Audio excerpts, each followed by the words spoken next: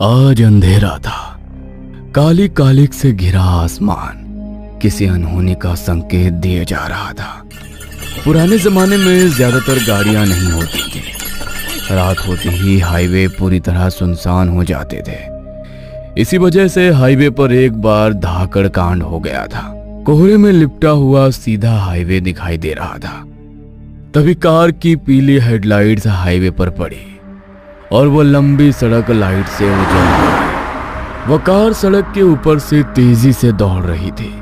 Car में Pratap, Vikram, Manveer car की पिछली सीट पर बैठे थे।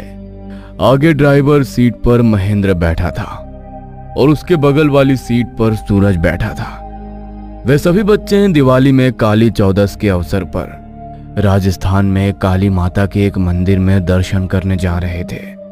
कार की पीली हेडलाइट्स की रोशनी में सड़क के किनारे खड़े हरे भरे पेड़, उन पेड़ों के पीछे दूर दूर तक फैली पीली सुनहरी रेत का रेगिस्तान था। उस रेगिस्तान में हवा और कुपोषित सूरज की रोशनी, मुड़ी हुई टेढ़ी भुजाओं वाले सूखे पेड़ खड़े थे जो अंधेरे में इस कार को आगे जाते हुए देख रहे थे। गाड़ी का स्पीडोमीटर 80 दिखा रहा था। मीटर में फ्यूल फूल भरा हुआ दिख रहा था। उन सभी को घर से निकले अब बहुत देर हो चुकी थी। सभी को बहुत भूख लगी थी। सड़क के किनारे एक छोटा सा ढाबा दिखाई दिया। इन सब ने ढाबे से थोड़ी दूर अपनी गाड़ी खड़ी की। वे सभी ढाबे पर आ गए। ढाबा दिखने में जमीन में लकड़ी के खंभे गड़े थे और उन पर पुआल की छत थी। ढाबे के सामने 4 हौज रखे थे जिनमें से एक पर पहले से ही 3 लोग बैठे थे। वे सभी बच्चे किनारे की खाली हौज पर बैठ गए। तभी एक 70 साल का बुजुर्ग ढाबे से बाहर निकला। उसने राजस्थानी पोशाक पहनी हुई थी। उन चाचा का नाम भानुदास था। वो चाचा आए और बच्चों से ऑर्डर पूछी, जिस पर सभी बच्चों ने राजस्थानी स्पेशल दाल बाटी चूरमा ऑर्डर किया। ऑर्डर लेकर वो चाचा फिर से ढाबे में चले गए। इन सभी बच्चों से थोड़ी दूर किनारे वाली बेंच पर 3 आदमी बैठे थे और उनके सामने शराब की बोतलें रखी थी। उन्हीं में से एक आदमी ने इन बच्चों से पूछा, और बच्चों, तुम लोग कहाँ जा रहे हो? इस पर बच्चों ने कहा, हम काली माता के दर्शन के लिए भूलभाट जा रहे हैं। बच्चों की इस बात पर उस आदमी के चेहरे पर भय, असहजता के भाव छा गए और उन लोगों ने कहा, तुम लोग जाओ, पर रास्ते में कहीं भी गाड़ी मत रोकना। उस आदमी की इस बात पर बच्चों ने सवाल किया, क्यों? गाड़ी क्यों नहीं रोकना? पीछे से आवाज आई, क्योंकि रात में उस रास्ते का रूप बदल जाता है। भानुदास काका हाथ में दाल बाटी चूरमा की 2 थालियां लेकर बच्चों के पास आए। उन्होंने दोनों थालियां जमीन पर रख दी। भानुदास काका बताते रहे, वहां जमा हुआ अंधेर खाली नहीं होता। उस अंधेरे में कुछ फिरता है, जिसे एक बार तुम लोगों ने देख लिया तो उस रास्ते से बाहर नहीं निकल पाओगे। भानुदास काका ने कहा। सभी बच्चे उनकी बात पर हंस पड़े, लेकिन कहानी दिलचस्प थी और वे सुनने लगे। लड़कों, आगे का रास्ता 1.5 घंटे तक बिल्कुल सुनसान है। कहा जाता है कि हाईवे बनने से पहले 56 साल पहले उस जगह पर काला जादू करने वालों का एक कबीला रहता था। वे लोग पत्थर दिल थे। अगर किसी को काले जादू के लिए, गुप्त धन के लिए मानव बलि चाहिए होती थी तो ये आदिवासी उसे दे देते थे। उन आदिवासियों ने उस जंगल में इतने लोगों की बलि दी थी कि वहां की जमीन पानी कम और मानव रक्त मांस ज्यादा सोख लिया है। इन लोगों के काले जादू से तंग आकर एक अंग्रेज ऑफिसर ने आधी रात को सब सो जाने के बाद अपनी सेना भेजी और उसने उन सभी को नींद में ही मार डाला। उस अंग्रेज ऑफिसर की सेना ने उनके सिर में, बगल में जहां मिले गोलियां भून दी, महिलाओं की इज्जत लूटी, फिर उन्हें जिंदा जला दिया और जमीन में गाड़ दिया और उनके जमीन में गड़े लाशों के ऊपर से वे हाईवे बना दिया। रात में इस जनजाति के आदिवासियों की आत्माएं हाईवे पर जाने वालों को भयंकर कष्ट देती हैं। हर अमावस्या को वहां सड़क पर कम से कम एक एक्सीडेंट होता है। इसलिए मेरी बात सुनो, उस हाईवे से मत जाओ। भानुदास ने कहा। यह घटना बताते हुए उनके चेहरे पर डर के भाव साफ दिखाई दे रहे थे। बच्चों ने खाना खा लिया। प्रताप ने उस चाचा का बफाया पैसा चुका दिया। सभी बच्चे कार में बैठ गए और उस चाचा की बात सुने बिना उसी सड़क से जाने लगे, क्योंकि बच्चे ऐसे झूठ कहावतों पर विश्वास नहीं करते थे। सूरज ने अपनी कलाई घड़ी पर समय देखा। अब 11:15 बज रहे थे। मुश्किल से 1-1.25 घंटे में वे सभी बूल भाटा पहुंच जाएंगे। सड़क एक विकराल राक्षस के खुले हुए मुंह की तरह दिख रही थी। जैसे जैसे कार आगे बढ़ती, ऐसा लगता जैसे सड़क इस कार को निगल रही हो। अरे देखो, मैं क्या लाया हूं। प्रताप ने सबका ध्यान अपनी ओर खींचा। महेंद्र ने भी अपनी सिर के सामने लगे आईने में देखा। तभी सामने देखा कि प्रताप के हाथ में शराब की एक बोतल है। प्रताप, तुम्हें यह शराब की बोतल कहां से मिली? सूरज ने पूछा। प्रताप ने कहा, अरे ये मुझे ढाबे पर बैठे उन तीनों लोगों ने दी, लेकिन उन्होंने सख्त चेतावनी दी है, हाईवे पर ड्रिंक मत करना, क्योंकि शराब की गंध से आत्माएं तुम्हारी ओर आकर्षित होकर पीछा करती हैं। प्रताप हंसने लगा। बाकी लड़के भी हंस पड़े। प्रताप ने बोतल का ढक्कन खोला, 2 घूंट लिए।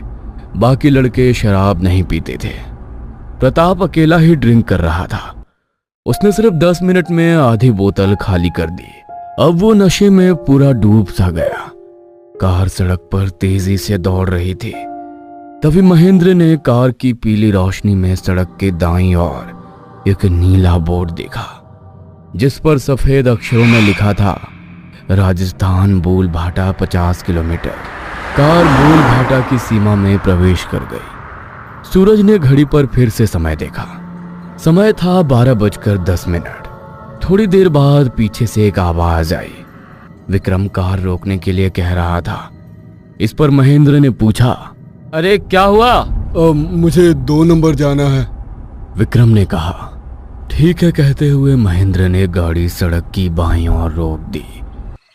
वह इलाका घनी झाड़ियों से घिरा सुनसान था।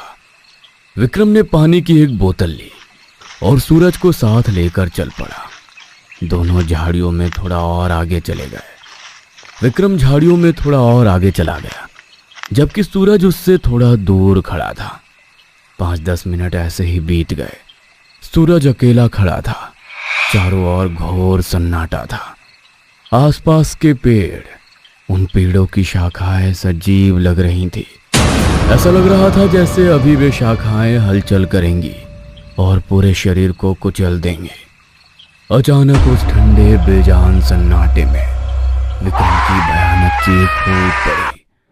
सूरज ने पलटकर उस आवाज की ओर देखा। उसकी आंखों ने विक्रम को डरा हुआ चेहरा लिए अपनी ओर दौड़ते देखा। वह लड़खड़ाकर बीच में गिर पड़ा, फिर तेजी से जमीन से उठा। वह सूरज की ओर दौड़ा। सूरज ने उसे अजीब नजरों से देखा।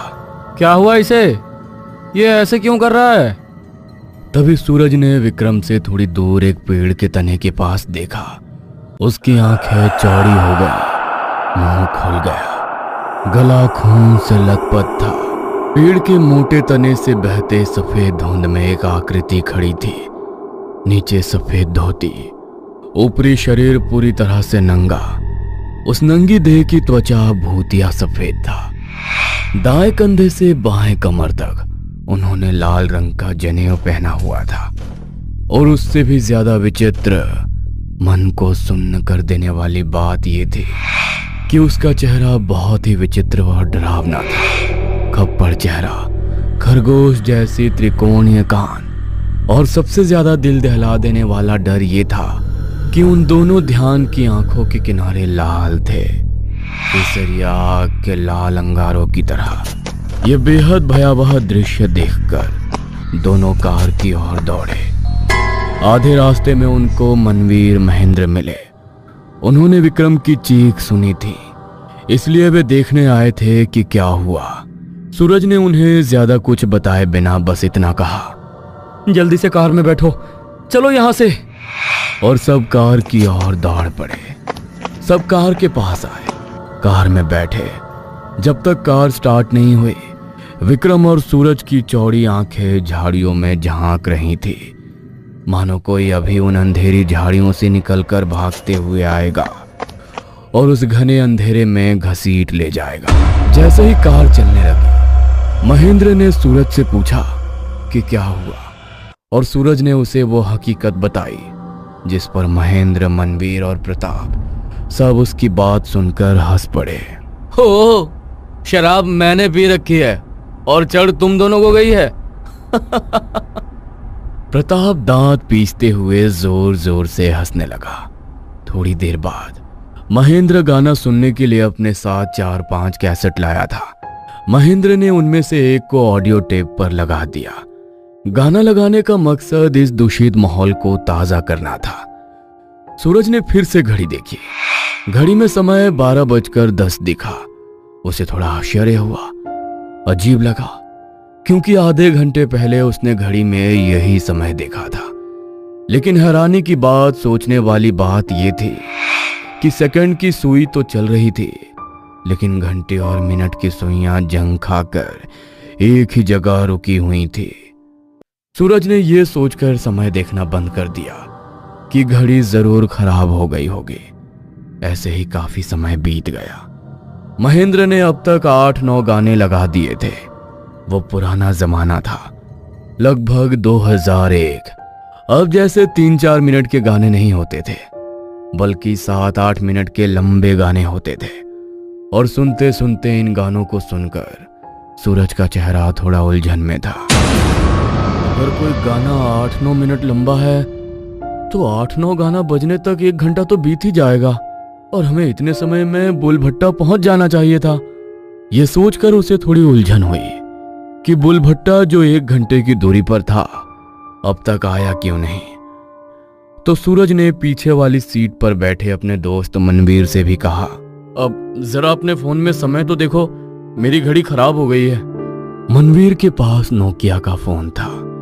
उसने फोन निकाला और समय देखा। फोन की स्क्रीन पर वही समय था, 12:10 और सेकंड की सुई आगे बढ़ रही थी और सिम को रेंज भी नहीं थी। मनवीर ने सूरज को समय बताया, जिससे वो सोच में पड़ गया, क्योंकि उसकी घड़ी में भी वही समय था। उसने ये भी कहा कि उसकी घड़ी में भी वही समय था और घड़ी रुकी हुई थी। सूरज की बात सुनकर मनवीर ने अपनी आंखों से स्क्रीन पर देखा। इसके पीछे मकसद ये देखना था कि समय आगे बढ़ रहा है या नहीं। मनवीर 2-3 मिनट तक घड़ी देखता रहा, लेकिन समय मानो थम सा गया था, आगे बढ़ ही नहीं रहा था। आखिरकार उसने निराश होकर फोन जेब में रख लिया। गाड़ी में अब सब चुपचाप बैठे थे। प्रताप, जिसने बीच में शराब पी ली थी, इतना नशे में था कि बुदबुदा रहा था। गाड़ी सड़क पर तेजी से दौड़ रही थी, लेकिन अभी भी बुलभट्टा आने का कोई संकेत नहीं था। महेंद्र ने कहा, बुलभट्टा अभी भी नहीं आया। लेकिन किसी के पास जवाब नहीं था, क्योंकि जो घटना हो रही थी वो बहुत ही अजीब थी। प्रताप नशे में था। उसकी पलकें भारी हो गई थी, आंखें हल्की लाल थी। उसी नशे में उसकी नजर सामने सड़क पर गई। गाड़ी के बीचों बीच सड़क पर फैले कोहरे में 50-60 आदमी और औरतें खड़े थे। उनके हाथ पैर लाल धधकते खून से सने थे। उनकी पीली, चांदी और केसरिया आंखें गाड़ी पर टिकी थी। अरे गाड़ी रोक भिंडी, गाड़ी रोक, वो लोग सड़क पर खड़े हैं, उड़ा देगा क्या उन्हें, साले गाड़ी रोक। प्रताप जोर जोर से चिल्लाने लगा। सूरज और विक्रम, जो उसकी आवाज सुनकर पहले से ही डरे हुए थे, चौड़ी आंखों से सड़क की ओर पागलों की तरह देखने लगे। डर से उनकी फटके हाथ में आ गई। मनवीर ने किसी तरह प्रताप को शांत किया और पूछा, अरे क्या हुआ? प्रताप ने आगे देखा, लेकिन सड़क अब खाली लग रही थी। कार के सामने सड़क पर बहुत सारे लोग खड़े थे। प्रताप ने सबको बताया। इस पर महेंद्र ने उससे कहा, अबे साले, अभी शराब पी ना तो गाड़ी से बाहर फेंक दूंगा, चुपचाप लेट जा। पता नहीं कितनी देर हो गई, कार सड़क पर चल ही रही थी। अब कार में सन्नाटा छा गया था। शराब पीकर बैठा प्रताप भी शांत हो गया था। सबको इस बात का पूरा एहसास हो रहा था कि उनके साथ कुछ बुरा हो रहा है। थोड़ी देर बाद सभी ने कार से 50 मीटर दूर सड़क के किनारे एक गहरे भूरे रंग की आग जलती हुई देखी। उस आग के और 2 लोग कंबल ओढ़े बैठे थे और महेंद्र ने उन लोगों से थोड़ी दूर जाकर कार रोक दी। मनवीर अकेला ही गाड़ी से बाहर निकला। मनवीर थोड़ा दूर खड़ा होकर उन लोगों को 3-4 बार पुकारा, लेकिन वे सब बिना कोई जवाब दिए वहीं बैठे रहे। मनवीर ने यह सोचा कि इन लोगों को कम सुनाई देता होगा। मनवीर चिल्लाया और बोला, अरे भाई, ये सड़क कहाँ जाती है? मनवीर के ये शब्द कहते ही दोनों कंबल ओढ़े साथ बैठे लोगों ने मुंह पीछे करके देखा। जो नजारा मनवीर समेत सबने देखा, उसे देखकर डर से सबकी आंखें सफेद हो गई। दोनों लोगों की गर्दनें कटी हुई थी। उनका धड़ नहीं था, क्योंकि धड़ तो आग में जल रहा था, है ना? क्योंकि जो आग लगाई गई थी वो लकड़ी की नहीं थी। दोनों लोगों की खोपड़ियां जल रही थी। उनके चेहरों के साथ साथ उस खोपड़ी का मुंह भी लौ के साथ हिल रहा था। खड़ा खड़ा वो ध्यान मुस्कुराया और तीखी आवाज में बोला, सड़क पर तो ठीक है, अब हम तुम्हें छोड़ेंगे नहीं। ये दृश्य देख मनवीर की रूह कांप गई। वो फौरन गाड़ी में आ बैठा। गाड़ी तेजी से वहां से निकल पड़ी। अंधेरा घना होता जा रहा था। पीली हेडलाइट्स पर काली कालिक फैल रही थी। हेडलाइट्स की रोशनी अब कम होती जा रही थी। कार में बैठे सभी लोग अपनी जान के लिए डरे हुए थे। एक ऐसी चीज जिसके बारे में उन्होंने कभी सोचा भी नहीं था, वो भूत आत्माएं अब इन सब की जानों के पीछे पड़े थे। वो दोनों आत्माएं तेज गति से कार के पीछे दौड़ रही थी और अचानक उनके सारे शरीर लकड़ी जलाने के बाद बची राख की तरह राख फेंकते हुए हवा में गायब हो गए। कार में बैठे सभी के चेहरों पर खुशी फैल गई। सबको लगा कि वे बच गए। वो चले गए, लेकिन नहीं, अब संकट पीछे नहीं बल्कि आगे था। हाँ, आगे। कार से दूर सड़क के बीचों बीच 3 लोग खड़े थे।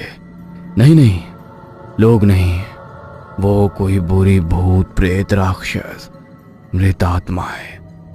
अंधेरे में जन्मे उन अतृप्त भूतों की चेतना थी या अंधेरे में रहने वाली गंदी अतृप्त छलावे थे। कार की पीली हेडलाइट्स उनके शरीरों पर पड़ के उनके आर पार गुजर रही थी, मानो वे 3 आकृतियां कोहरे की तरह पारदर्शी हो। उन आकृतियों में से 2 आकृतियां बिन सिर वाली थी और जबकि 1-2 आकृति वे जंगल से थी। उनकी भगवी सुनहरी अग्नि जैसी आंखें अंधेरे में अंगार की तरह चमक रहे थे। वो ध्यान इन सब का रास्ता मृत का रूप यम बनकर रास्ता रोक रखा था। सभी बच्चे कार में रोने लगे। प्रताप, जो शराब पी रहा था, अपने शॉर्ट्स में पेशाब कर चुका था। कार की गति इतनी तेज थी कि किसी भी क्षण कार उन ध्यान स्थलों तक पहुंचने वाली थी कि चमत्कार हुआ। हाँ, चमत्कार। सूखी दलदली भूमि पर घास को जलाने के लिए बस एक चिंगारी ही काफी है। और जैसे दुष्ट और मिथ्या शक्ति कितनी भी प्रबल क्यों ना हो, ये परम सत्य है कि उस दुष्ट का अंतिम संस्कार सत्य की प्रज्वलित अग्नि द्वारा ही होता है। सभी बच्चों की आंखें सामने टिकी थी कि तभी एक काला कुत्ता कार की छत से कूदा और कार के सामने सड़क पर आ गया। उस कुत्ते की गति इतनी चमत्कारी असाधारण समझ से परे थी कि जब कार 100 की गति से चल रही थी, तब भी वो काला कुत्ता कार को पीछे छोड़कर उन अभद्र ध्यान स्थलों की ओर आगे दौड़ा। क्या वो निश्चित रूप से कुत्ता था या कुछ और? लेकिन कुत्ते को देखते ही ध्यानी डर गए। उन्होंने हाथ हिलाए और सड़क के किनारे मुड़ गए। कार धीमे से आगे निकल गई। कुत्ता फिर भी कार के आगे उतनी ही तेजी से दौड़ रहा था। महेंद्र को पता नहीं क्यों, पर वो कुत्ते के पीछे उतनी ही तेजी से कार चलाने लगा, मानो उससे कुत्ते में कोई रास्ता दिखाई दे रहा हो। अगले 4-5 मिनट बाद कुत्ता अचानक सड़क से हट गया, बाएं मुड़ गया और जंगल में गायब हो गया। और सभी बच्चों को मां काली के प्रवेश क्षेत्र बोल भाटा का शुरुआती हिस्सा दिखाई देने लगा। मुश्किल से 56 मीटर आगे अंधेरे घोप आसमान में कार उस सीमा को पार कर गई और 15-20 मिनट बाद सुबह होने लगी। सूरज की ठंडी पीली रोशनी फैलने लगी। मानव यातायात दिखाई देने लगा। सूरज ने घड़ी देखी तो सुबह के 6:30 बज रहे थे, यानी सभी 6 घंटे से उस सड़क पर थे। मनवीर के फोन में भी 6 बज रहे थे। मोबाइल सिम को भी रेंज आ गया था। सभी बच्चे काली माता के मंदिर गए और दर्शन किए। और मंदिर से बाहर आते समय मनवीर को उसके घर से फोन आया, जो उसकी छोटी बहन ने किया था। फोन पर उसकी छोटी बहन ने एक चमत्कारी कहानी सुनाई कि सुबह 5:30 बजे माँ ने एक सपना देखा कि वो सब बच्चे मुसीबत में हैं। उसकी बहन ने ये तक बताया कि उसकी माँ ने उन्हें फोन भी किया, लेकिन वो लोग फोन नहीं उठा रहे थे।